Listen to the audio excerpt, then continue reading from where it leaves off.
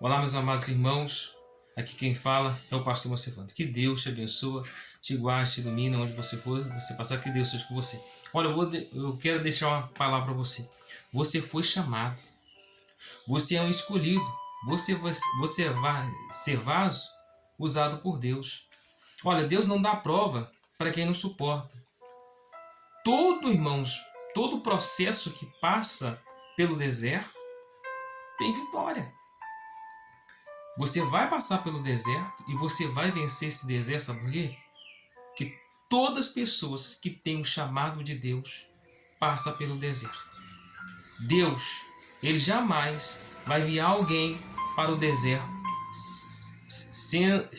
sendo que não haja um propósito.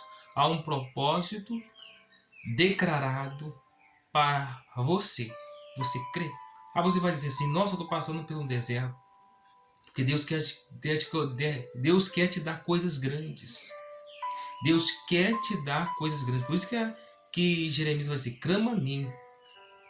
Responder-te-ei, anunciarei coisas grandes, firmes que você não sabe. Então Deus quer te colocar num propósito forte. Irmãos, eu vou dar um testemunho daqui a pouco. Mas antes do testemunho, eu vou estar lendo a palavra de Deus aqui em Romanos, no capítulo 12, versículo 14. Olha o que diz a palavra do Senhor. Abençoai os que vos perseguem. Abençoai e não o amaldiçoei. Então o que a Bíblia diz? Olha o que a Bíblia diz. Abençoai os que vos perseguem. Abençoai e não amaldiçoeis. Então, que você venha sempre abençoar alguém e não amaldiçoar. Irmãos, eu tinha aí os meus 13 para os 14 anos. E meu pai era um homem muito ruim. Pensa no homem ruim, meu pai. Meu pai era um homem muito ruim, que batia em mim, comigo, era 3 irmãos comigo. Minha mãe, meu pai castigava nós. Meu pai era um homem muito ruim. Meu pai era um homem ateu. Meu pai era um homem ateu. Meu pai, ele era incrédulo. Ele acreditava mais nas coisas do mundo do que em próprio Deus. Meu pai não acreditava em Deus. E meu pai bebia, fumava. Meu pai era uma pessoa muito incrédula, muito ruim. Irmãos, naquele ano, né, que eu tinha meus 13 para 14 anos, a minha mãe estava grávida do meu irmão caçulo, né, o quarto irmão.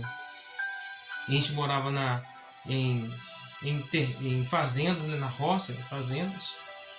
E eu era o filho primogênito, né, o primeiro filho da minha mãe, do meu pai. E eu que cozinhava já para os meus irmãos menores, né, do meu pai. E a gente ia para a escola, a gente trabalhava, comecei a trabalhar com meus 7 anos. E meu pai era uma pessoa que jogava muito a praga na gente. Jogava praga, meu pai me dava muito pro diabo. Todo dia meu pai nem me dava pro diabo. Todos os dias meu pai me dava pro diabo. Me amaldiçoava meus irmãos. E meu pai batia na gente até se a gente precisar. A gente não precisava de pôr, ele batia. Batia na gente. A gente sofreu muito, sofreu muito.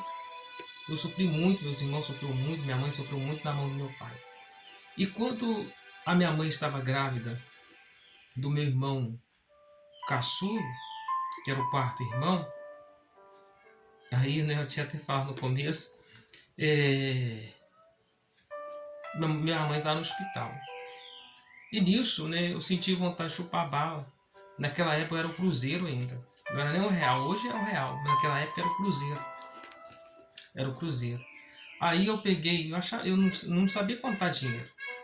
Aí o que aconteceu? Eu achava que eu estava pegando um cruzeiro, mas eu estava pegando mais ou menos uns 10 cruzeiros. Era bastante dinheiro naquela época. Aí eu ia pro mercadinho ali comprar bala.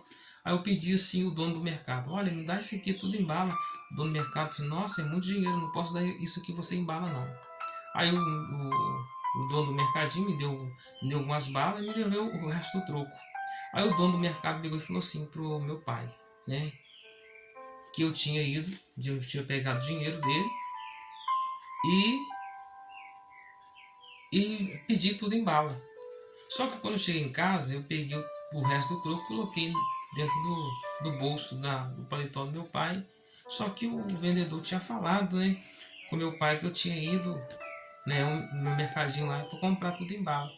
Meu pai, quando chegou em casa, quis me bater de tudo quanto é jeito.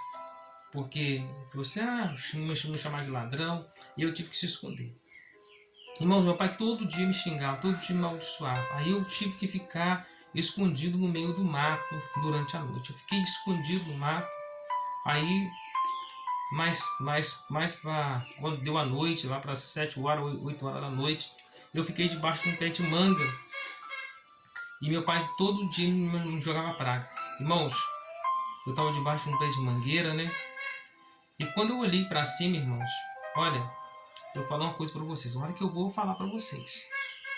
Naquele dia eu vi o diabo. Quando eu estava assim, debaixo do pé de manga, eu olhei para cima. Irmãos, quando eu olhei para cima, assim como eu vejo qualquer um de vocês, como estou gravando esse vídeo, diante de Deus, não minto, diante do Senhor Deus, eu sirvo de todo o meu coração e toda a minha alma, eu vi o diabo. E quando eu vi o diabo, não tem assim, quando nessas imagens de Saci Pererê, que eles mostram assim, o corpo dele era todo vermelho, os seus olhos iluminados, sabe? Os olhos do diabo eram iluminados e ele tinha mais ou menos assim 1,60 m de altura. 1,60 m de altura, irmãos. Quando eu vi aquilo, irmãos, eu fiquei apavorado. Faltou força nas minhas pernas e eu corri, irmãos. Eu corri muito. Eu morava na roça nessa época, eu corri muito. Mas nessa época a gente tinha açude, né? Na beirada de casa, os 2 açudes. E eu corri, né, para uma das beiradas desse açude, quando tinha um amor de bambu. Quando eu passava correndo, nessa época eu usava bermuda, né, descalço. E eu cortei a minha perna. De medo, cortei minha perna. Né? Tem a marca até hoje. Eu tinha 13 anos, hoje eu tô com 4. Tinha 13 anos, 13 para 14 anos. Hoje eu tô com meus 43 anos. Tem a marca até hoje que eu cortei. Irmãos, eu lembro direitinho. Eu vi o diabo. Naquele dia eu vi o diabo. Sabe por quê? Porque meu pai me dava pro diabo. Todos os dias meu pai me dava pro diabo. E o diabo, ou seja, já que meu pai me dava pro diabo, o diabo que seja, então ele é meu. Então o diabo disse, então ele é meu. E ele, com certeza, ele falou assim, então ele disse assim, eu vim buscar o que é meu. E foi naquele dia que eu vi o diabo. E não, eu falo uma coisa para vocês, irmãos, é uma coisa horrível. Me faltou força, minhas pernas ficou toda bamba. Irmãos, eu falo uma coisa para vocês. Tem gente que fala assim, tem gente que joga praga no outro, amaldiçoa. Tem gente que xinga muito, já viu que as pessoas gostam muito de xingar? Começa a xingar. Eu sempre falo uma coisa. Quando você xinga, você está chamando o inimigo para perto de você. Tem gente que joga praga nos outros, amaldiçoa. Quando você xinga, a mesma coisa fala assim, Pastor Márcio, alguém que estiver passando na rua, alguém fala assim, Pastor Márcio, eu vou olhar para saber, né, quem é que está me chamando. Eu vou pela voz. E da mesma forma, quando a pessoa xinga, quando a pessoa fala palavrão, a pessoa chama, né, tudo quanto é ruim para dentro da casa dela. A gente xinga, né, maldições, praga, xinga as pessoas, amaldiçoa. Ou seja, quando você está xingando, você está amaldiçoando, você está trazendo, você está dando, né, oportunidade do diabo entrar na sua casa, destruir com a sua casa, sua família. E foi naquele dia, irmãos, eu estou contando isso aqui para os irmãos sirvam, dando testemunho do que aconteceu comigo no passado, quando o diabo apareceu para mim. E eu senti vontade de estar dando esse testemunho, que realmente ele existe. E hoje, irmãos, para a honra e glória do Senhor, quando eu me converti, tinha 30 anos quando eu me converti. E hoje tem 13 anos que eu sou evangélico e graças ao Senhor Jesus Cristo. Ninguém na minha casa era evangélico. E hoje, meus 4 irmãos, né, foram evangélicos, um desviou, mas 3 deles ainda estão, 3 comigo, estão caminhando na presença do Senhor. Que vocês não desviem da presença do Senhor. O diabo existe e a Bíblia diz que ele vem para matar, roubar e destruir. Um forte abraço a todos, irmãos. Com Deus.